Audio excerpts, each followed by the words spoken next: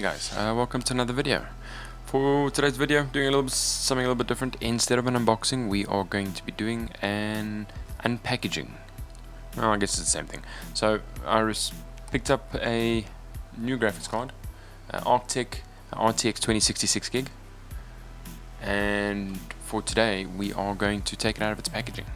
I didn't receive it in a box. I did get it for a very good price. You're looking at 2,875 Rand I paid for it, and it was basically an open box card. At the moment in the market you can pick them up. I will have a link down in the description. You can pick them up for 6,699 Rand at the time of making this video. So let's open it up and have a look at it.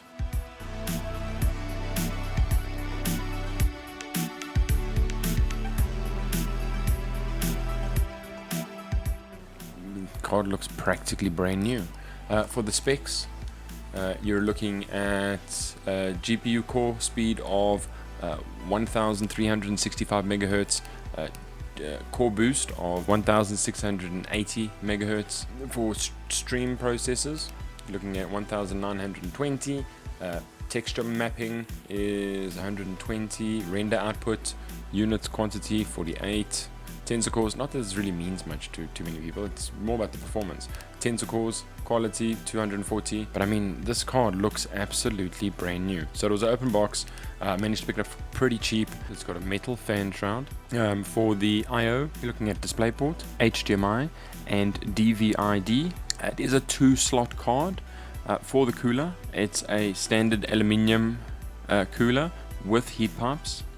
So pretty alright. You usually see these on the more of the budget type graphics cards, but I mean overall the card looks pretty decent. For power, 8-pin. You need an 8-pin for PCIe for power delivery, and then for the back of the graphics card, also steel metal backplate. A pretty stunning looking card, and again RTX 2066 gig. This is from Arktek. Arktek is local. You can pick them up at a few places. I definitely keep an eye out for it. In terms of performance, you're looking at, it performs just under a RX 6600, so still pretty solid in today's terms. 2-fan card, but quite a nice looking card. Fairly basic. Almost looks like one of the Black Dell OEM card type things, but overall quite a solid little card. If you manage to pick up one of these for a fairly decent price, definitely a card to look out for. No RGB, fairly simple, fairly straightforward. So for our test PC, we're looking at a i5 9400 Intel processor, a B365 Intel motherboard. This is from Arktek. A Arktek 2x8 gig, a DDR4 266 megahertz RAM, RTX 2060. For the storage, a 2.5 SATA SSD, 512 gig, Antec T120 CPU cooler, the RAID Max 450 power supply, and a RAID Max mid-tower PC case. Total price of build, you're looking at 8,600 Rand. So something you can build yourself, so keep an eye out for some of these specs. For the benchmarks, we're looking at performance mode. All settings were set on low except for viewing distance. Viewing distance set on far, and texture set on high. And 1080p gaming handles it very, very well. You're looking at anywhere from 130 all the way up to 230, 240 FPS, averaging about 180 FPS, and there's no upscaling. There's no upscaling implemented on this, so you can probably get more out of this thing if you wanted to go that route. Yeah, but overall pretty solid performance.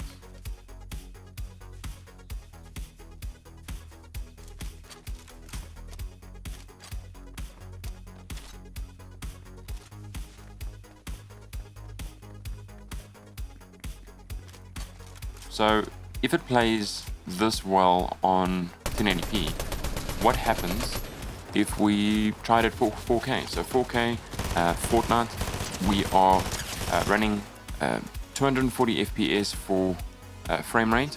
Just to cap it a little bit, sometimes they say if you cap the frame rate slightly, then you get less stutter in the game. For the render resolution, we're running at 100%. For the viewing distance, far viewing distance, you can drop it down lower, you probably get a little bit more out of it. It will probably help the CPU, especially when you're looking far distances. You'll see the FPS drop. It might help dropping this down. Textures, running textures high, just to make the game look a little bit nicer. And everything else either disabled or running on low. So with a minimum of about 110 FPS and a maximum reaching 140 FPS, pretty decent gameplay, even at 4K. Again, no upscaling, so you could probably add some upscaling. Quality would probably increase the performance a little bit, but I mean, you don't need much more than this. And fairly stutter-free game. I don't think I ran into any stutters while playing this game.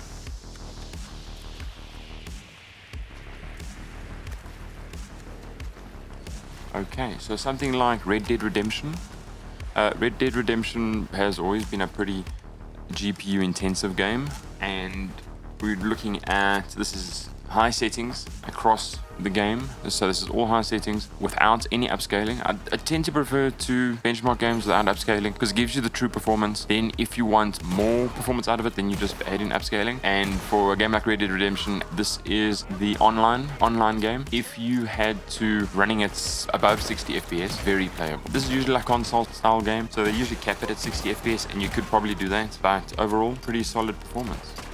So what happens if we jump into maybe a little bit of a newer title, something like Marvel Spider-Man Remastered. So Marvel Spider-Man Remastered, handling it pretty well. Not too many stutters, but you can see a little bit of screen tearing in it, but I think that's just because of the capture card. During gameplay it ran perfectly. Graphic quality is very good. And you're looking at, this is 1080p high settings, and you can probably squeeze more out of it. I mean, not that you really want to. Any game like this, Red Dead Redemption or even Marvel Spider-Man, if you can get the game to run at 60 FPS without too many compromises, so the game looks good, runs at 60 FPS, then that's perfectly playable. You don't need much more from a game like this. I tend to prefer to cap the FPS at 60 on a game like this, and then just boost up the picture quality so that it looks really, really good. In terms of GPU utilization, you're looking at the GPU pulling 145.6 watts, so not a lot of power being pulled from the GPU. In terms of the GPU memory, it's using 5,580 megabytes, which is on a 6 gig card. You're pretty much maxing out the memory there. So it's pretty solid. And then frequency 180, you can probably overclock it. Temperature running at 61 degrees, so pretty cool. And you've got a 98% utilization, so you could probably get a little bit more frame rate out of it if you had to upgrade the CPU, but for 1080p gaming this seems to be pretty solid. So yeah, thanks very much for watching, and I hope to catch you in the next video. If you do manage to pick up one of these, or do have one of these, not specifically the Arktek one, I will have links in the description for this card specifically. If you do have one of these or are looking to pick up, let me know in the comments. As I mentioned, I managed to pick this up for 2,800 Rand, and new you're looking at about 6,000. But if you manage to find a 2060 on the second-hand market and you're able to get it for a decent price, it's definitely a card to look out for. Thanks very much for watching, and I will catch you in the next video.